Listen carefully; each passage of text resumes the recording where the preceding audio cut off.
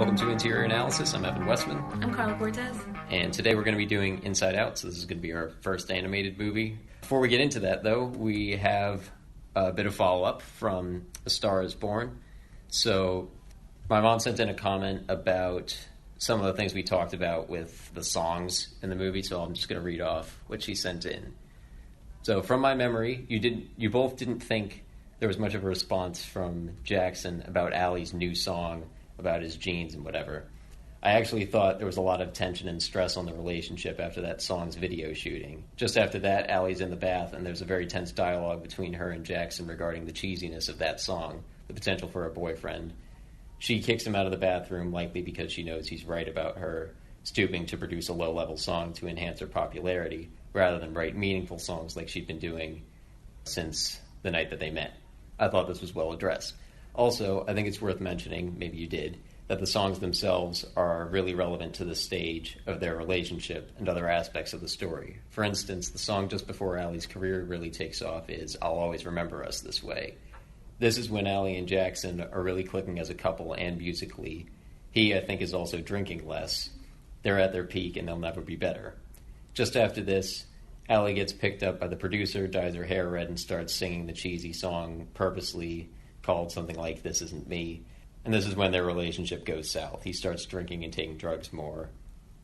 We didn't really talk about that, I guess. That's the end of the comment. I think I did kind of say that like the songs didn't relate directly. Mm. After looking at it that way, I do agree. I don't think they relate as much as something like City of Stars and La La Land. Like that, I don't know what all the symbolism is, but it clearly has symbolism. Yeah, that was kind of a musical almost, because it was just like they would break out in song in the middle of the scene. So it's like talking about... Yeah, it's a different kind of song. Right. Yeah, it's still worth mentioning. If people have other thoughts, feel free to send them in. Okay, so before we get into like the actual topics about this, we asked for people to send in their, like, who would play their emotions. My 9-year-old sister Amanda sent in all Harry Potter characters.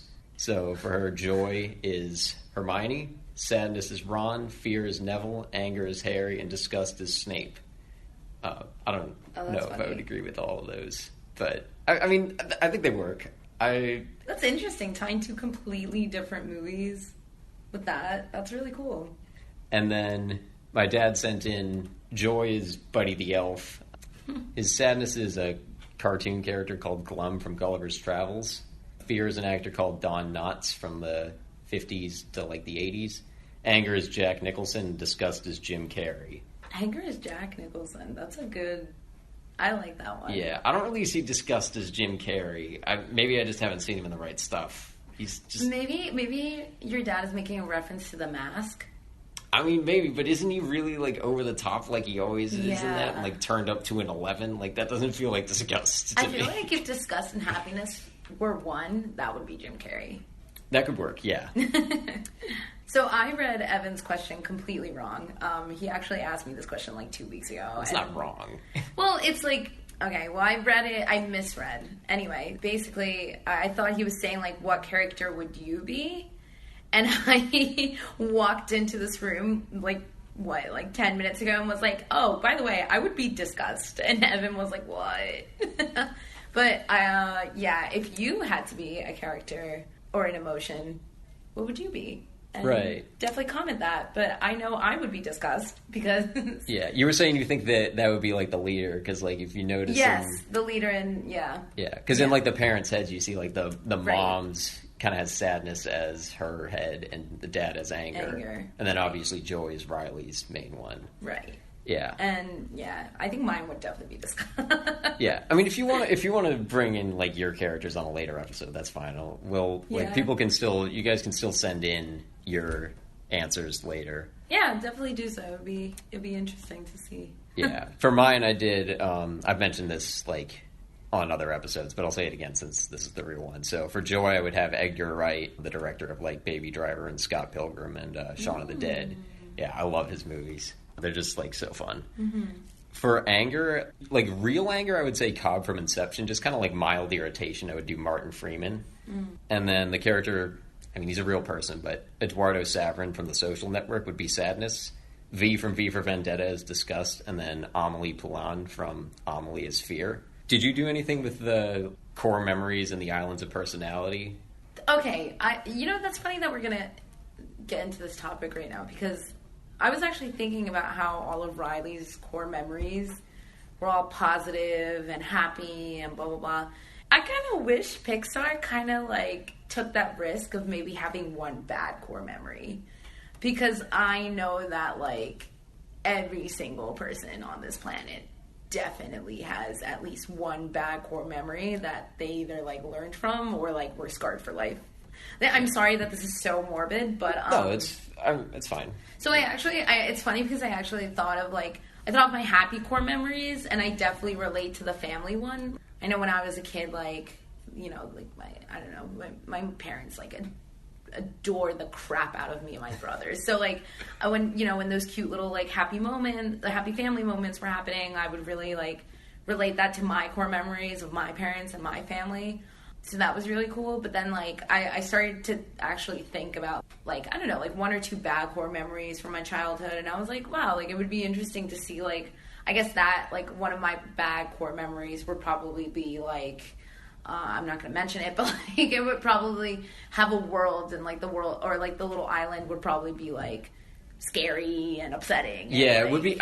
That was something I hadn't thought of, because like I mean, we do see that there are like, because the one at the end is like kind of a mixed core memory where it's not just happy, right? But I hadn't thought of that, of like what island of personality from something that isn't joy, what does that look like? Because we don't get to see that. Right. There's only like two I can think of for mine for core memories. One, it's kind of small, but like, and it's definitely the ball is green for disgust. I guess the name of the island of personality would probably be like Minimalism Island, would be like the best I could think of. There was this one time when I was like 12, I saw this $25,000 watch for sale on Rodeo Drive in California, and like to this day I cannot get over the fact that there is a $25,000, like you can buy a car for that amount of money. Right.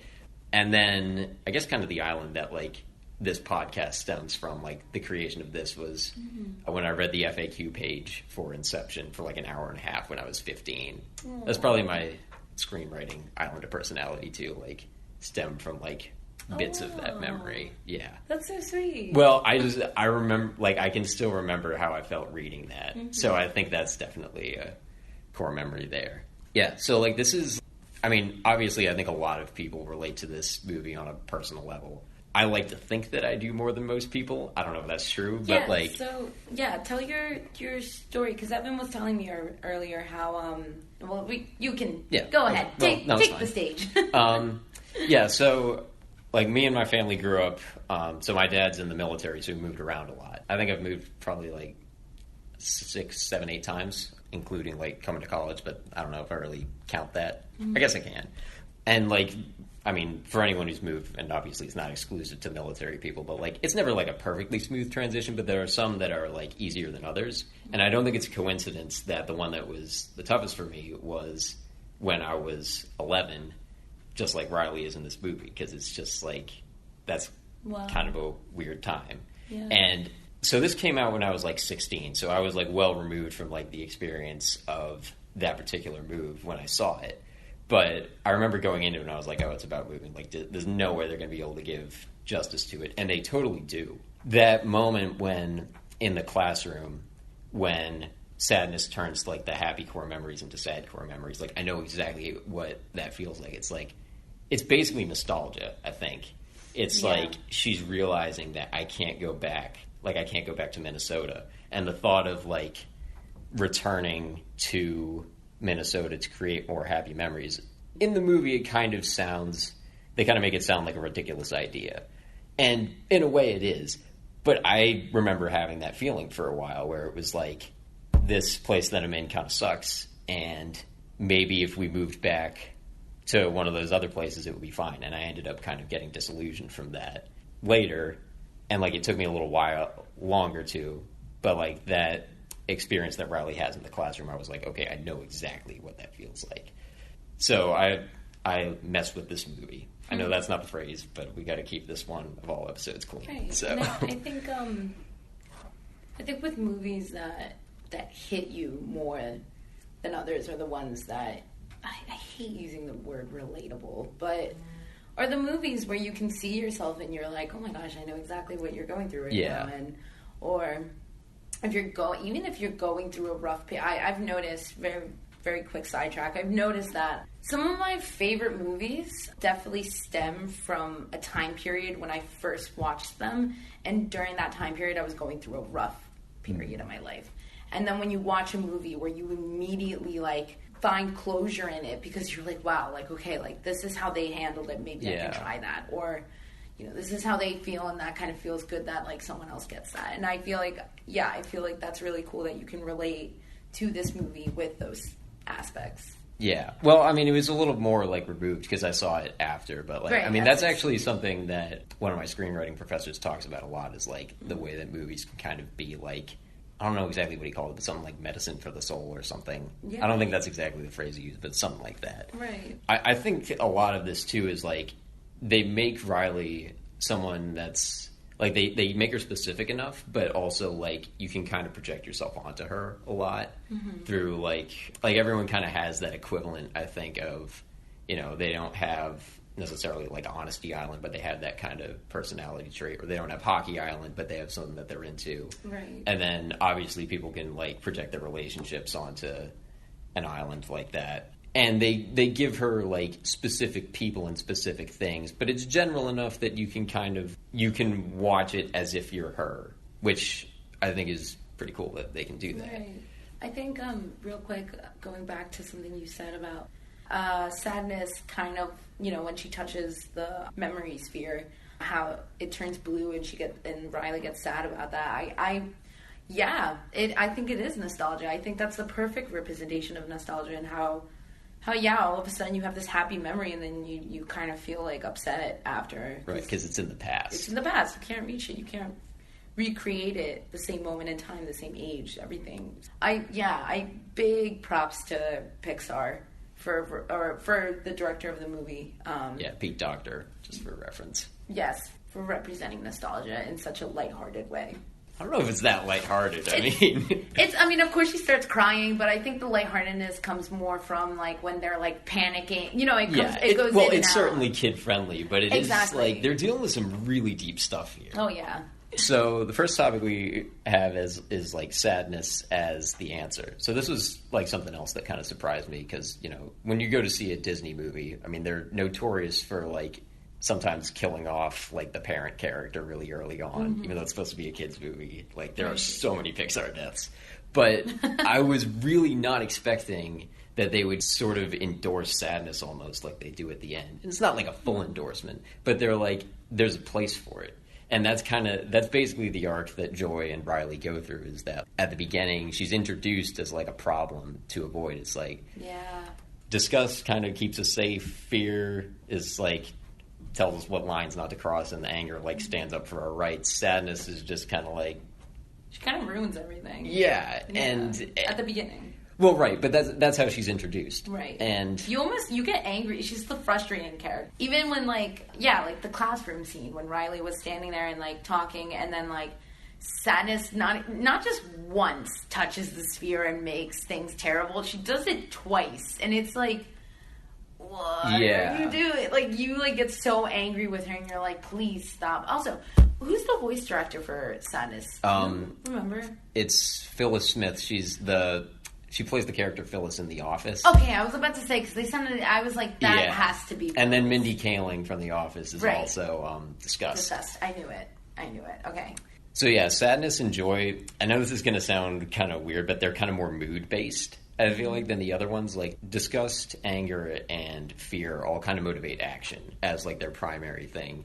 Joy and sadness are kind of more like, they don't necessarily, when they take control, it's not necessarily initiating anything. It's just kind of like telling Riley more explicitly how she feels and like a general mood. At least that's how I read it. But I kind of noticed that like the way that they use sadness in the whole movie is like, she's kind of who you call in a crisis. When they're, I think especially one of the most important parts of the movie, it's kind of a quiet sequence, but when they first move into the house, there's like a series of like 5 or 6 disappointments that they have. I think first it's like they get there and the house is kind of a dump, or it's like dusty or whatever. Right. and then their stuff isn't there. The dead mouse thing. Yeah, well, yeah, the dead mouse I think is a little more of a gag, but yeah, that kind of thing. And then like their stuff isn't there, and then the dad has to leave, and the pizza's kind of lame, and then there's like that first moment where sadness turns one of the happy memories sad just from the trip. I think that is the moment when sadness is starting to alert everyone else in her own roundabout way that like, we have to figure this out. Even though we're trying to make the best of this, maybe we do really need to acknowledge that like things aren't necessarily as good as we're trying to make them seem. Interesting. I didn't get that, but to kind of agree with you, I feel like, yeah, there were moments where she was like, well, maybe I can help, and then everyone would be like, stay away from... Because her impulsive decisions didn't go well, and so everyone immediately was like, please just stay away, and then she was like, well, no, like... But yeah, okay. To a certain extent, yes. And I think we see a turnaround when Bing Bong is like really upset because his home basically when he loses his rocket. When he loses, and then like Joy is trying to be like happy and peppy and, well, how about this, how about that, and then like again, like that movie did a really good job in showing that sometimes you just need to accept that you're sad. You need to talk about that. So I agree with you in that sense that she definitely the whole time was kind of trying to be like, maybe we should not try to make things happy all the time and see if with a different emotion we'll get somewhere. Yeah, because that's kind of what ends up happening throughout like the rest of it is that, I mean, basically it's exemplified in that one memory that they go back to a couple times in like the second half of the movie where it was like everyone was brought together out of sadness and something better was created, right. Which is kind of like the arc of the whole movie, is that like by acknowledging we're in a new situation that isn't necessarily one that we want to be in, we can try to make the best of it. Mm-hmm. I just think that moment at the beginning when they first move in is kind of the first sense of that, where Riley's kind of trying to convince herself that like, no, it's not that bad yet. And then finally when they get to school, she's like, no, like it is bad. Yeah. And like basically what I think is happening there is like the move is pushing sadness out of her shell. And because she's kind of been suppressed forever, like for Riley's whole life, she has to do these roundabout things and like sneak in and change the memory. But like, it seems like her power is kind of like bottled and growing, like the fact that she can change a memory, but none of the rest of them can. I think that's something that can be read into. I'm not totally sure like how to read into that, right. But I think that there's something telling and intentional behind that. Right. Oh, this is a question I have too, is, do you think Bing Bong's death has anything to contribute to this theme? I feel like it might, but I don't really know what. I don't think so. I definitely think his death was more so like kind of like one of those things where it's like sometimes you just have to let go of some childhood, I don't want to say nuisances, but like you want to let go of some like things that like you outgrow. But also, of course, like the obvious meaning of like sacrifice and like doing what's best for like the overall betterment of the situation. Right. Because he kind of allows her to grow up in a sense. Yeah, exactly. He, and I think he just accepted like, oh, I'm being forgotten and she's growing up, and if I don't jump off this rocket, happiness is never going to get, or Joy is never going to get back to headquarters, and then if she doesn't get back to headquarters, then like Riley's life is going to be like ruined basically. So, right. And on kind of like the first viewing, it seems just kind of like a plot device to get her there, but you could definitely read into the symbolism of it. Like there's certainly enough there that, I mean, I don't know that I can like totally relate to that. I never had like an imaginary friend or something. Yeah, I never had one either. I mean, I do in the sense that I create characters all the time. So like in a sense, those are, but I'm not like connected to them like a real person. Right. So I don't think that really counts.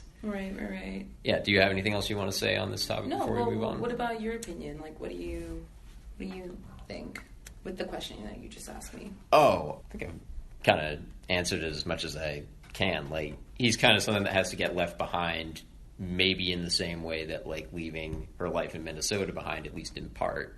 I guess there's kind of a connection to that. It's not that much of a connection, but there's something there, I suppose. So the next one is evoking emotion.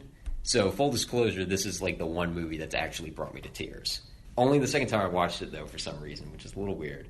Really? Yeah. I mean, there's a couple others that have come close. The Game of Thrones episode from this past week, I got close at one point. But it's a good show. I used to watch it, and then, whatever. We're going to digress, and I could talk about it forever, but anyway. Well, it was recent. It's a great show. I'll give it that, but I have... Yeah, I'm planning another episode of that for some time down the line, but that's beside the point. Anyway, I was thinking about that, though, because, like... Well, I wanted to bring up this topic because it's like, how is emotion actually evoked in the movie?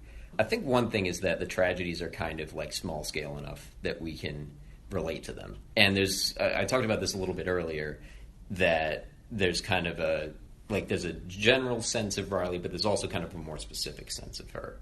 And you were mentioning this before we started recording, how she's like kind of someone that everyone can relate to, and she's a little bit like she definitely feels unique because she's like, she plays hockey, which is not like a thing that girls stereotypically do. So she's kind of accessible to like kids of kind of wide audience. Yeah, a pretty wide audience. Yeah, I mean, that's side note, like major props to like that movie and Pixar for like defying gender norms in that movie. And also, I don't know, there were so many instances where I was like, wow, like this is good. They did good. But anyway, yeah. Keep going. Yeah, well, I guess another thing that kind of helps is that, I mean, I guess a move is something that is like a good moment to center around because it's kind of a time when you can sort of restructure yourself the way that happens with Riley in the movie, and like it allows a lot of things to come to the surface, and she starts questioning, like, we don't see a whole lot of like Riley's past life, but we get a sense of it throughout because there are things that are like coming up from her past, and this kind of the contrast with that. And also because Riley's a kid, anyone who's watching either is or was a kid, so that's helpful because it's like I was saying earlier, there's a lot of, it doesn't like evoke nostalgia in like the Stranger Things kind of sense, but it evokes nostalgia in that like it makes you start thinking about like, what have I lost from my childhood or something, like what do I miss? And another thing that I think really helps is that there's a lot of personal context that's given. When the islands of personality fall, and at the end when Sadness is putting back all of the core memory, we don't just see those things happening. Like it flashes to those memories, and we see what she's like. It gives us a lot more insight into what she's feeling. Mm-hmm. The scene when the first island falls, I think, is one of the most important ones in the movie, because it's like in a plot sense, it's like more islands can fall, but it's also like there's this whole chunk of her that's just kind of dead now. And it's tragic. Mm-hmm. So I feel like that was something that helped, like, make this a emotional, quote, movie. Yeah. Yeah, do you have anything you want to add to that? That's pretty much with the emotional aspects, there were definitely moments where I was just like, oh, like, and I think more so it's like, again, your relation to the movie, your personal relation, like, again, like when the parents would, like, pick her up as a baby and toss her around and like be goofy with her and stuff, like I definitely like, there were some teary-eyed moments because like it made me miss my dad and my mom and like my brother and like when we would goof around and stuff. So like, right, it's accessible to like, in that it makes you think of those things, right? It makes you think of those things. And it also, like, of course, the number one thing that made everyone cry was Big Bang's death, because like that was like, yeah. I didn't feel like that was the biggest one, but that is the one that everyone seems to talk. Really? I mean, I didn't feel that, like, for me, but it does seem to be the one that everyone talks about. Right. And it's more so because he was, like, I think for what got me, his death was that, like, the way that he pretended, like, the whole time we kind of knew he was gonna, like, jump off, but, like, he pretended to be, like, we're gonna do it, so that way that Joy wouldn't prevent it from happening, or he kind of let on Joy so that way he kind of gave her hope that they would both be able to make it, and then when like flipped it on her. Yeah, and then when she looks back and she says like Bing Bong no or whatever, he goes, take Riley to the moon from me, and then just disintegrates. That's the line that gets everyone. Oh my god, I literally was like, what the heck? Yeah. I was like, I'm so ready to sue Pixar now. I mean, hey, you can't say they're not good at what they do, though. Oh, they're incredible. Honestly, like, there's no other animation company like Pixar. They run the market. I would agree with that. Oh, yeah. Yeah, side note, this is actually the best animated movie I've ever seen. This actually made me like animated movies again. Like, I was kind of down on them, and then I was like, whoa, this just, like, blew my mind. Like, what else have I actually been missing? No, mad respect. Even the animation itself, like, if you look closely at all of their hair and, like, the fibers in there, you can see the fibers in their clothes and on their skin, and like even in anger when he gets mad and his head kind of like starts to like there's a lot of detail. Like you can literally see his skin glistening, and that's crazy for animation. Yeah, I only ever noticed that kind of stuff when people pointed out to me. Like for me, like basically looking back at like Toy Story, like I can see how it looks a little weird now, but like for most stuff, it's just kind of like, all right, yeah, it all looks pretty good. Yeah. But people are always talking about that with Pixar. Like, look at the detail, and they're like, oh, yeah, look at the detail. That's actually really good. Look at Incredibles 2 when there was this, like, picture going viral where the dad was holding up the baby and he's wearing a blue shirt, and they zoom into the shirt and you can see the little fuzz, like, layer on it. Yeah. That is dedication. It's insane. No, Pixar really, like, sends it. Like, they are all about detail and making it as realistic as possible while still keeping that animated film over it. I think great. the new Into the Spider-Verse animation, also that movie in general, like huge contenders to Pixar. Finally, something that's for the first time in like 8 or 10 years or something, Pixar didn't win Best Animated, which I mean that says a lot. Yeah, that's quite a lot. So the next topic I picked was world building with theme in mind. We talked about this a little bit already, but there's a lot of thought that clearly went into designing the way the mind was set up, with the way that like there was the long-term memory and headquarters where all the emotions are, and they're a little kind of detached really from like all the emotion or not the emotions, all the memories. And we have that moment at the beginning where like sadness is the only one who can navigate like the whole subconscious section or the long-term memory because she read up on it. I thought that was kind of cool on a symbolic level because it's kind of like Joy keeps saying like sadness, like I got this, I know Riley, but then sadness has read those manuals and Joy hasn't. So like, can she really claim that? Like, isn't like knowing the way around her memories, isn't that kind of what knowing her means? And Joy doesn't. At the end, like that's what basically Joy like realizes, that she doesn't know Riley as well as she thinks she does, and that was pretty interesting. And also, like, talking about the world and the memories and stuff, I really appreciated how the memories that needed to be sent into the abyss were turning gray. Yeah, and, like, fading away. And I really like how, if you, like, look close enough, and even, like, every gray sphere that they picked up is when Riley was a kid, like a 2-3-year-old. Oh, I didn't notice that. And that's really cool because the movie itself, I think the animators and the creators of the movie were like, yeah, no one remembers their child. Like, right. That's what she would have forgotten. Exactly. Like when she sticks her tongue out, whatever, drawing, she's not going to remember that unless her parents tell her, like, oh. Yeah. Or she might remember doing it a lot, but like that was like a specific time or something. Right. And it's like very menial things. Like, for, I don't know, like if I go get coffee, like, the first Monday of the month, like I'm not going to remember that. Right. I don't even remember what I had last week. Exactly, so exactly. This is not important. Exactly. So it's like I really appreciated that Pixar took the time to like go into. Right, even that small of a detail. It shows a lot of intention there. It's volumes. Yeah. So there's the islands of personality. I think are a big one, and showing that they can evolve and change. Because when they're introduced, we kind of think of them as permanent. They look very solid for one thing. Right. Like they look whatever, like the equivalent of like rock or whatever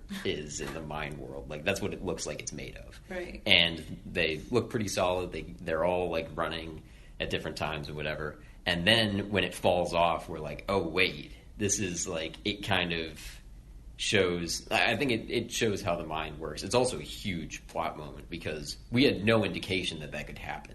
It's also something that is kind of relatable. Like, I would argue that at least for probably more for adults. Like, for kids, I think I could see this happening. But I think islands of personality more likely kind of decay and change. Like, my baseball island of personality is in bad disrepair right now. I don't think it's quite gone, though, but it's a slow fade. And, like, I mean, obviously they wouldn't have time to do something like that in a movie. If like they made this. a sequel, though, and which I really think they should, that would be so cool to see, like, even just her going through puberty or, like, whatever, and, like, her personality changes and, like, things like that. I don't know. I'm digressing, but well, no, what you're talking about, I mean, I would like to see a sequel, too. Those reasons you mentioned are actually a big reason people think they shouldn't have a sequel. Really? Well, because then you get into, like, the whole high school thing, and which would be weird territory for Pixar. I think it would be cool to look into it, too. As a kid's movie, you might not be able to pull it off. Exactly. Like, they might have to, like, make that more for, like, teenagers. Yeah. It's a great concept to go into, though. I think, like, we get a really simplified version, but there's got to be so many more complex levels of this. Like, complex levels, like, even just the story itself has a bit of flaws. Em and I were talking earlier about this, how even the emotions themselves have different emotions. And not all of the emotions. Actually, disgust, fear, and anger were consistent with their emotions, but I feel like the two that kind of showed other emotions, definitely joy, and even sadness to a certain degree. They're a little more mature, it seems like. Right.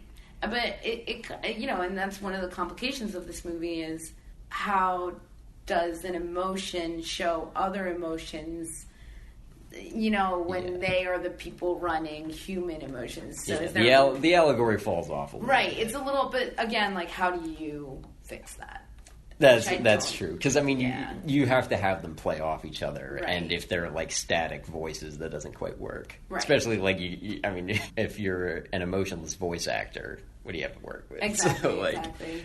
I kind of like the idea that some of them are more mature than others. Because I think that can happen where, like, you understand how to be angry or fearful in a healthy way before you learn how to be, like, sad or disgusted or happy. Like, that, I can see that happening. And again, like, that might be something to go into in like a TV show version of this, which would be so much work. Like, I don't think that's going to happen. But, like, it would be cool to see the progression of it. Or, like, as a huge fan fiction exercise to, like, track how, like, someone's emotions, the ones in this movie, are evolving for, like, a character in a TV show. Like, how the inside of their mind is changing. That would be kind of a big undertaking. Well, kind of like a little evolution that this movie had was, at the end when all of their memories are all of a sudden mixed. Like, you see purple and yellow, and then you see, like, red and blue, and you see, like, all these different combinations in each sphere, which is, like, really, it's cool. And it you know what I also, this is a little bit of a side comment, a thing I kind of took from it too was, I think Riley had a breakdown. Especially, like, I think that the peak of that breakdown was when she came home from the bus station and just collapsed crying and was really upset and whatnot. And then I think it's, like, character development for everyone, for so many characters. And I think the movie, this is what I got, feel free to disagree, but I think the movie was definitely, like, sometimes you just need breakdowns in order to completely, like, have a new page and, like, see things differently now, and, like, you need to have that rock bottom moment to build up with your different perspectives. And I think that they showed that through the combination of different emotions in each memory. Well, I mean, that's kind of what the whole sadness is the answer thing, that's kind of the answer to that, because it's kind of a question throughout, like, as joy and sadness are going around, it's like, is there actually some value to sadness? And the answer at the end is yes, there is. One thing I found, this is not really related to that, but you were talking about this earlier with, like, the combined emotions. I found this chart online, and I don't remember most of it, but it kind of showed, like, the combination of each of the emotions. Because some people say, like, oh, where's, like, surprise or whatever. I don't know if surprise is necessarily an emotion, but people feel like there's like other 5 emotions. Is a little oversimplified. Yes, and then of course the combination of all of them, I think, covers the other emotions that people are probably... And the chart I was talking about kind of has, like, it goes through and does, like, fear mixed with sadness or like I think the one that surprise is joy and fear together is surprise. That's the only one I remember, but they have a whole chart for it. Wow. I think it was good that it's at least cool that they did that. They did the combinations, because I remember the first time I ever saw this, I was like, at the beginning I was like, I definitely feel a lot more emotions than just these 5, and then at the end they were like, boom, like, here are the combinations, and I was like, oh, okay. Right. It acknowledges that, like, it's not simplified. Because at the beginning, we see that it's all, like, single balls with one color. Yeah. And then, in the same way as we don't get any indication that the Islands of Personality can fall, we have no idea that within this world, an emotion can be 2 things. I think a lot of people, like we're saying, kind of know that intuitively, but it's a surprise when we see that there's the core memory with the 2 mixed. We're like, oh wait, that can happen in this. Like, it's a big moment. One thing I kind of thought was funny, but then it made me question, like, why are Riley's emotions not like that?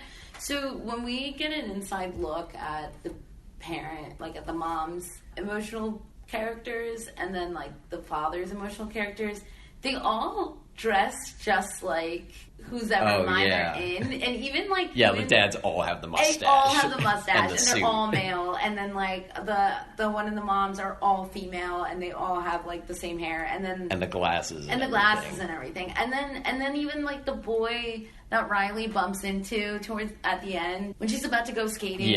And then like all of them were dressed like him and had the beanie and like the hair, and they were freaking out about seeing a girl or whatever. I really want to know why Riley's didn't all look like her. Because at first I was like, oh, the age. But then even the boy who's her age, I assume. I think maybe it was just played for a joke on the other characters. Although maybe there is something in that. It's also that, like, I think it would be weird watching characters that all do kind of look the same, even if they're different colors and shapes. Right. That would have been a little weird, and it shows because it's kind of like the thing is that we're supposed to be able to project onto them. It is a weird choice, though. I'll agree with that. Very strange, and I want to know why. Like, I want to know why they decided to. Because at first it was funny, and I was like, but then when you really think about it, you're like, why are Riley's not? Or is it just like a puberty thing? Like, is that... Because that would be really funny if all of a sudden, like, if they had a sequel, and then in that sequel, like... They all suddenly look like her. Exactly, and they're all like, what is that? She has a little bit of a generic look to her, though, which I think is part of it. Like, I don't know. Blonde hair, blue eyes, tomboy. Yeah. Girl. And she has that, like, rainbow sweater. That's symbolic, too. The rainbow sweater? Well, I don't know. There's like one scene where she's wearing like a striped rainbow sweater, which, I mean, it's animated, so there's got to be some kind of intention there because they had to animate all of it, I would guess. I don't know what it's symbolic. You're talking that maybe she's gay? Is that what you're saying? I mean, I wasn't actually suggesting that. She could be. Okay. But I was thinking more that, like, I was thinking more of like the emotional complexity. Because, like, all the emotions are different colors, and if she's wearing like a... all the colors on her. I don't know. Maybe it was a nod to that. Maybe it was them trying to out her, too. Interesting. I think she's probably a little young to know what her sexuality is. But... Yeah, I mean, everyone has a different age, but... True. But yeah, it would be... I think it would be a little bit of a leap to assume that from one scene and one wardrobe change. No, but that would be something to go into in the sequel. Or like the Adult Swim sequel. That would be really funny if they like touched up on that. But anyway, that's all hypothetical.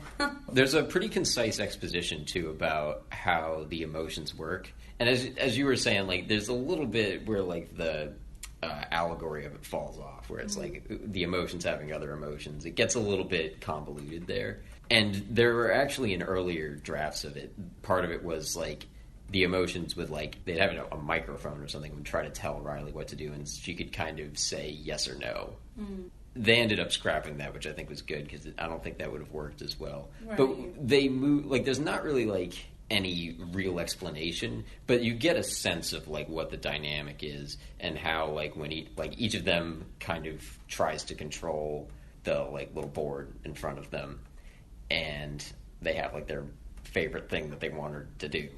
Or something like that. And then with, like, the parents' emotions, we see they kind of have their own space. So it's like, okay, there's, like, a time for you to come in and a time for you to come in. So, yeah, the allegory is not, like, perfect. But I like that there's kind of the nod with the parents' emotions to, like, this isn't necessarily how everyone's works. And you can kind of evolve beyond, like, feeling all conflicted all the time, the way that she does. Because I think that's kind of the mental equivalent of, like, all of her emotions bickering or whatever. Right. Is, like, kind of not, you don't know how you feel. Exactly. And just how she is for most of the movie, I think. Right. So to transition into the last topic, which is kind of like reversing the internal and the external, I think it was good that like they really did think about like how to set up how everything worked in a way that felt like real to life. Mm-hmm. So as I was kind of just saying, like when there's conflict between emotions, like that can translate into like an actual feeling that she has. It may not be one that we like necessarily can put our finger on, but there are, I think, moments where you can be like, okay, I know what that feels like. Like maybe like the dinner table scene when it's like the three minor emotions in control and they're going back and forth. Right. Like it's them kind of trying to figure out what to do now that she's like kind of moodless a little bit.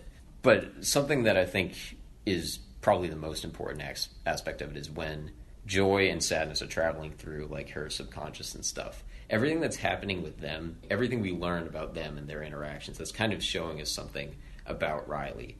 And I don't want to, like, razz on the Emoji Movie too much. Have you seen it, first of all? God, no. Okay, well, don't, first of all, because it's pretty bad. Everything you've heard about it is true.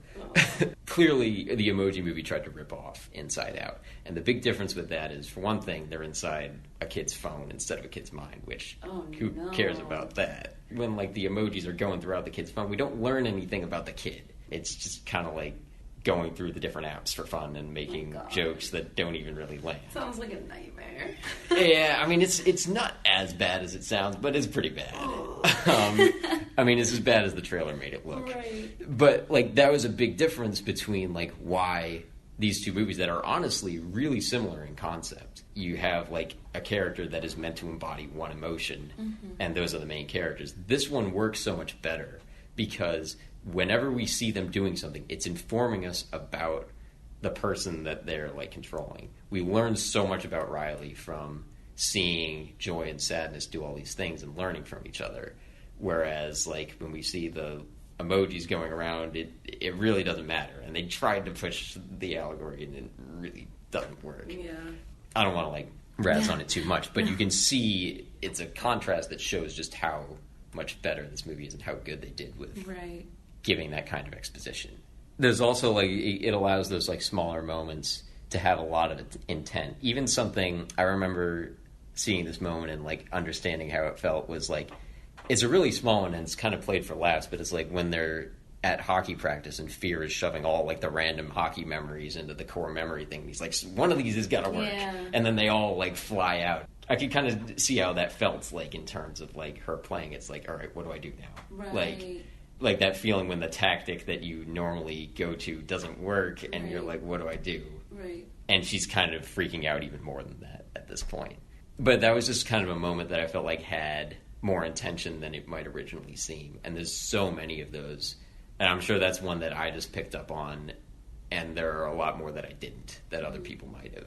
Something that I noticed on like the second time watching it that really stuck out to me is the way that in reversing the internal and the external, the like big explosive kind of moments are actually also some of the most emotional, which no other movie I think is really set up in a way that they can do that. Like the biggest, loudest moment of the movie is probably when Goofball Island collapsed. But that's also one of the saddest ones too, because it's like what we're seeing is like a big part of a city collapse, basically. Right. But what it means is there's a part of Riley, it's very much about one person. When you watch like a city collapse in an action movie, there's no way to get emotionally invested in it. You don't know any of the characters in there. Right. It's basically just stuff blowing up and falling apart. But in this case, like I love that they were able to switch that around because it was like so cool that because of the way this is set up, they can have those loud moments be really personal like that.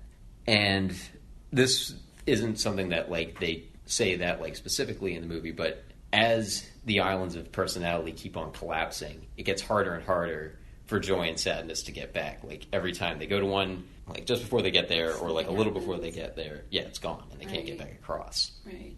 That feels like something that could be read into where it's like because like she's getting more and more distraught, it's harder and harder for her to find the joy in life again. Mm-hmm. I think they also, like, and just a little last point, like, it makes the interactions between the emotions kind of make Riley seem a little more believable. I think when you're watching it, it's easy to think that she's kind of bipolar-ish in the way that, like, one emotion will take control and then she suddenly feels like this. Well, at the dinner table we see that. Because there's, like... Yeah. You know, like, there's definitely, like... She kind of, like, has these little bursts of, like... disgust and then anger and then even more anger, and it's like, oh my gosh. Right. And if you if you take that dinner scene at face value, if you played that whole thing without seeing the emotions in their heads, right, it could be really easy to view that scene as like people not, like, the characters aren't really behaving realistically, maybe, right, exactly, in that moment. But I think there are a lot of times when there's kind of things that go against that show that she is actually a little more complex than that. It's not like huge moments, but there are hints of it, like especially the things that they see in her subconscious, like even something like the kind of colorless memories that are just kind of like facts. Right. It gives her a little more credit for being like 11 and not 3. Is there anything else you wanted to talk about? I guess like one little thing I wanted to talk about is how like I really enjoyed kind of like the jabs and the jokes that they would make. For example, when Bing Bong like I just remember this when they're about to like cut through the shortcut to get to the train through that like abstract. Oh yeah, the abstract plot scene. I thought was fun. That's a really funny scene because like I love, what was it? He like pointed at the sign that clearly said danger, and he was like DAN, and then he like spells it out, and then he goes, "See, shortcut." Like, yeah, you know, that's like a little like. But I think that's cool because, you know, he's supposed to be an imaginary friend from a time period where... When she was like 3. Exactly. So obviously she couldn't read. So I think it was really cool that he represented that in like such... There's a little more to the joke. Right, there's more to the joke. Another thing that was kind of an instance like that was when they were finally on the train, and then Joy spills the 2 boxes, and one of the boxes says opinions and the other one says facts, and she goes, "Oh no, I spilled them all, like they all look the same." And then Bing Bong's just like, "It's okay, just like put them in either box. Everyone makes this mistake." And that is so I remember seeing that. I was like, "Oh no, now like what did you just get mixed up there?" I was like, "Oh, that is so gold." Because that's gonna like screw her up that's somehow. That's such a jab, yeah. And like, you know, it's like a little like, again, it's a little jab that's just like, haha, at society. I know there's like maybe 2 or 3 more throughout the movie. Yeah, I gotta say I didn't love the dream scene though. That was probably my least favorite. Dream scene? Yeah, when they bring in like the dog that was cut in half, I was like, that's a little much. Right. Because you don't like a lot of the things that are kind of funny in it are things that where it's like the brain freeze thing when they all freeze over. Like we've all had a brain freeze and know how it feels. Right. We don't necessarily like see dreams the way that they are in the movie, and they kind of acknowledge that because they're just like, okay, this is clearly like it. They treat it like it's a cheesy TV movie. The way that like the whole dream production is set up. What I thought was kind of clever was when they entered the dream section of the brain. I thought it was really funny that they made that as if it was Hollywood. Right. That and is they have so... like, the whole back lot. Yes, and like, what's the unicorn's name? Oh, I don't know. I don't remember that. It was like this like bizarre name for the unicorn.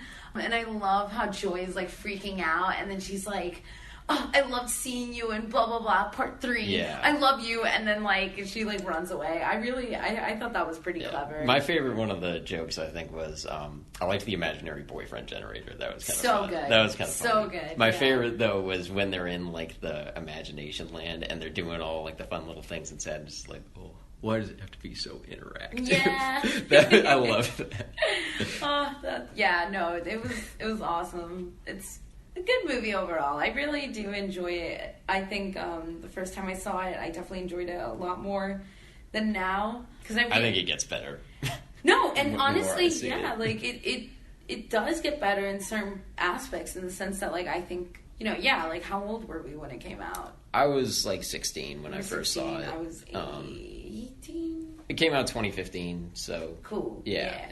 And I saw it like a few months after. I do wonder how I would have reacted if I had seen this when I was 11, though. and like read into it. I think first of all, because as an 11-year-old, I would have been above wanting to admit to liking an animated movie just because that's how it was. And basically, I was kind of like this until I saw this movie. I was like, yeah, I'm like. Especially because at that point I was like first getting into like critiquing movies and was like, oh, this is beneath me. Oh like, my god! I only like David Fincher and Chris Nolan. I guess not Fincher yet because I hadn't quite gotten into that, but whatever. No, yeah, my family. I remember my family were the ones that were like, let's go see it. And I was like, yeah, because that was what happened with me too. Because all my siblings, I like. Oh, because you have younger siblings. Well, yeah, but they like all 4 of them went to see it. It's not that I didn't choose to. I like couldn't. I was at work or something, right. And they were like, "Yo, you have to see this. Like, this is great." And I was like, "No, it's totally not going to be." Which I'm right about that so much, right? And this one, I was very happily surprised to not be. Nice. No, yeah, I'm really happy we picked this one because this is a very touching movie, and I think a lot of people really enjoy it, including both of us. That's really cool that finally, Ellie, like we usually agree on movies, but I think this one is like the most like we both really, really like. Yeah, it's not like way up on my list, but it's well top 50. Okay. Definitely best animated, although Into the Spider-Verse has given it a run for its money. But I would say objectively, this is the best, even though I do have like some bias with it. You know, obviously, if you have any comments or questions or even suggestions, please, ask suggestions us. For other movies for sure. Yes. We are now on iTunes, first of all. Sorry to override you there. So, but that's somewhere you can send in comments now, is on iTunes, and leave a review or a rating, too. Yes. Because you can't do comments on Spotify, but if you want to send in like a quick one, iTunes is the place you can do that now. Right. And definitely email us. You can email Evan at erw58@drexel.edu. Our upcoming episodes are Infinity War, Harry Potter, Climax, and another one that I know we touched up on is Amelie. Yeah, that's Amelie I think is one that we got to do. Yeah. Because I think that might be one of the only ones like this where like we both actually love it. Yes. I think it's one so of, good. if not my favorite movie. I mean, I think a testament for me to it is that its main character is one of my emotions. Oh. So that shows how much I like it. That's amazing. Yeah. So with Infinity War and Harry Potter, I personally am not a huge fan of those series. Well, you haven't seen any Marvel movies, so I have seen some Marvel movies, and I've definitely gotten into them, but yeah, like the Infinity War movies definitely did not. Yeah, so we're going to have a special guest for that. I'm actually going to be recording it with him tomorrow night. And amazing. Yeah. And I will not be present for those because that's not my cup of tea, but also the Harry Potter movies, as much as I did enjoy them, I will also not be co-hosting those. If you're actually, I'll actually offer it now. If you're enough of a Potter fan, I am looking to have someone else co-host that. I don't have anyone to do it right now, so email me if you want to, and we'll see. I don't know if there will be like an application process, but if you can talk Potter well enough, you can come on and talk about it. You will have to have read all 7 books. We're going to be doing the books and not the movies for that. And then for future episodes, I am graduating very soon, and also I am juggling 20 credits plus 2 part-time jobs, so I will probably not be as active as I am right now, but I will definitely be stepping in and out. So again, if you are interested, in taking over some episodes, and even picking your own movies and wanting to talk about it, we're always looking. We're open to having guest stars, right? So always. Even if you don't want to be like a full-on co-host, you have something you want to say how much you love, or less so how much you hate. Although I suppose there might be room for that if I hated to. Right. Maybe. Definitely let one of us know. Yes, and that would be great. Also, quick shout out to Isabella Akhtarshanas again for the logo. Yep. And we have stickers with our logo on them. If you want one, you can contact one of us for those. Definitely ask for it. And as we've mentioned before, we are on iTunes. Please leave ratings and reviews. And thank you. We'll be back next with Infinity War. Try to get that out before Endgame airs. So we'll see you next time. Stay tuned.